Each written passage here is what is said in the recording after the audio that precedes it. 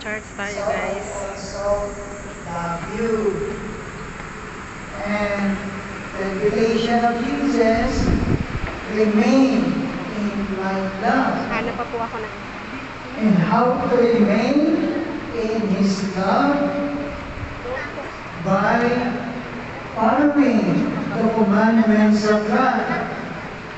By keeping the commandments of God. By obeying the commandments of God. And what is the commandment of God? For us, love one another. Anong sabi pa ni Jesus? Last Sunday, they will know that we are Christians. They will know that we are sons and daughters of God by our love. So the farewell commandment of Jesus for us is love one another. Ngayon naman is the continuation of the farewell address of Jesus. Ang pagpapatuloy ng pamamaalam at tagubilin ni Jesus sa kanyang mga alagad at para na rin sa ating lahat. Kung paano nagpaalam siya at nagbigay ng tagubilin noong isang linggo by saying love one another, the farewell commandment of Jesus. Ngayon naman, this Sunday, ang tagubilin ni Jesus sa mga alagad at sa atin, ibinibigay niya. God is giving to us the farewell gift. Ano yung farewell gift ng ating Panginoon sa kanyang last will and testament nito? Anong sabi niya? Peace. Peace I give you. Kapayapaan naman. Walang ibinibigay sa atin ng Diyos na mga temporal things, mga material things. Kundi ang ibinibigay niya sa atin ay isang kapayapaan. Kung nung isang linggo, love one another, ngayon naman, peace, kapayapaan. Anong sabi niya?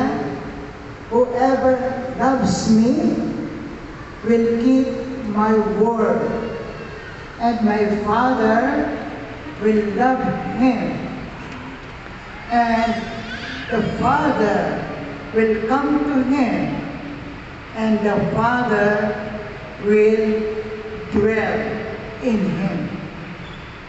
So paano mapapasa atin ng Diyos para magkaroon tayo ng kapayapaan? If we keep the words.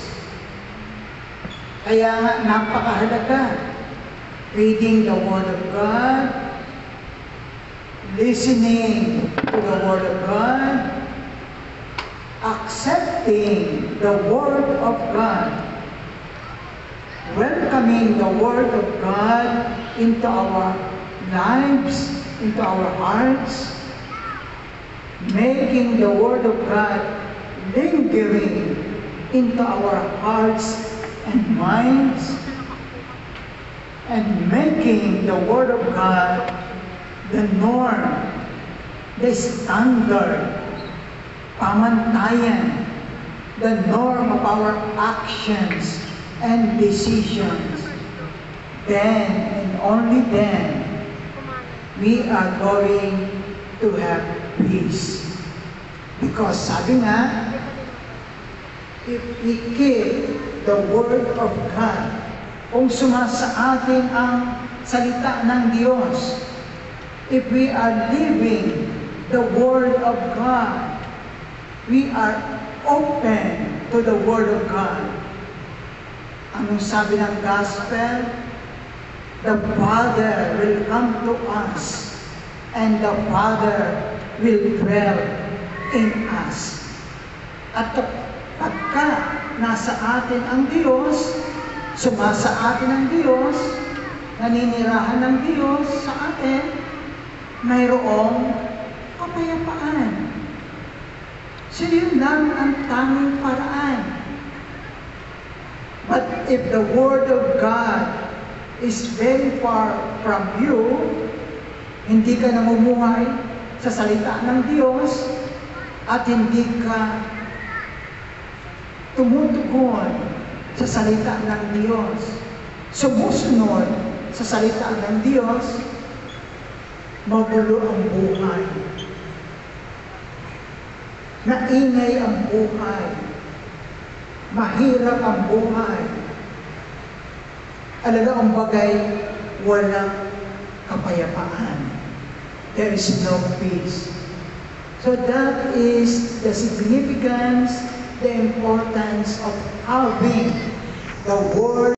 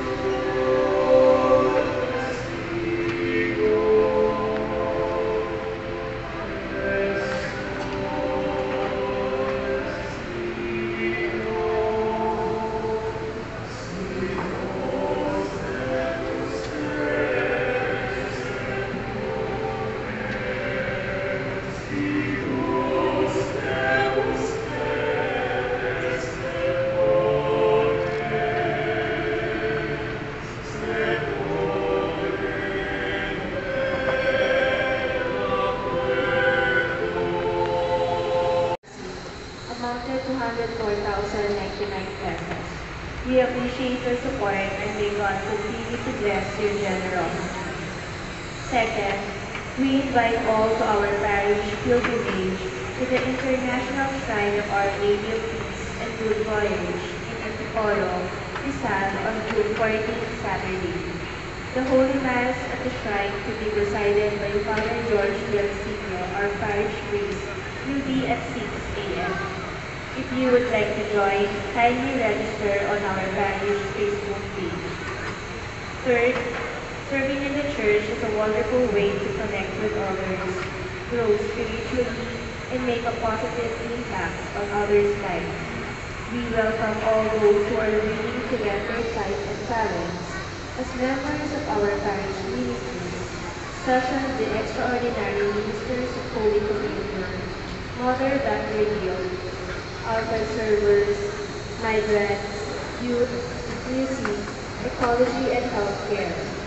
Those interested may give their contact information to the commentator after the Mass or leave a message including contact details on our parish Facebook page.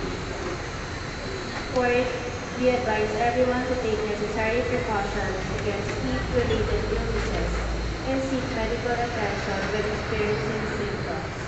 Lastly, we remind everyone to please check their belongings before leaving, and please help maintain the cleanliness of our church and its surroundings.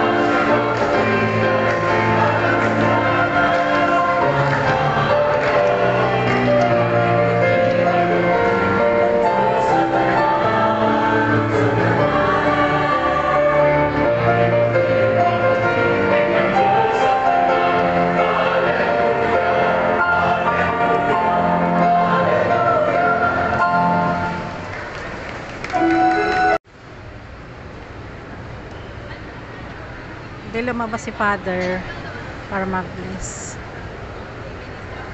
Lalabas ba yun?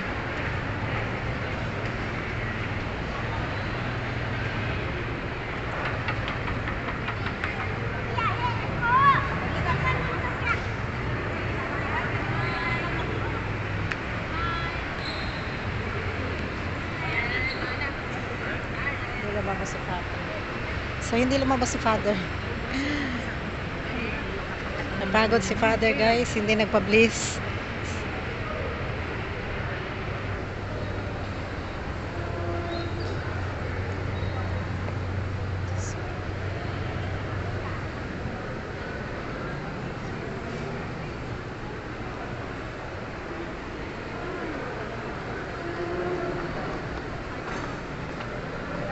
Lalabas tayo. Punta tayong market.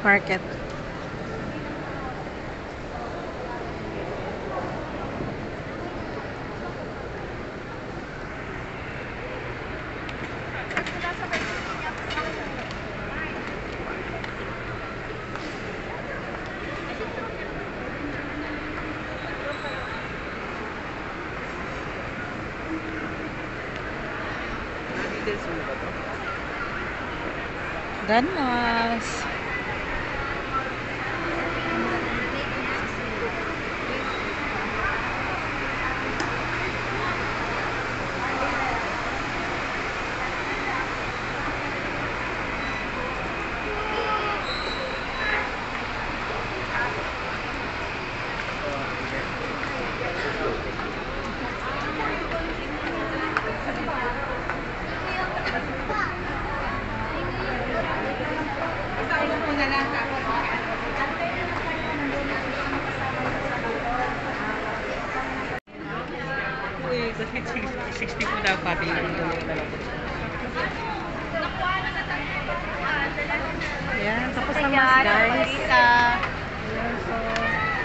ito yung market. Dito ko na i-end yung vlogs ko. Sige lang tag-video guys, basta naata diri sa church kay alam niyo na pag nagba-vlogs, ayan si Mama Mary. Sa labas na ng church, sa front. Front mismo siya.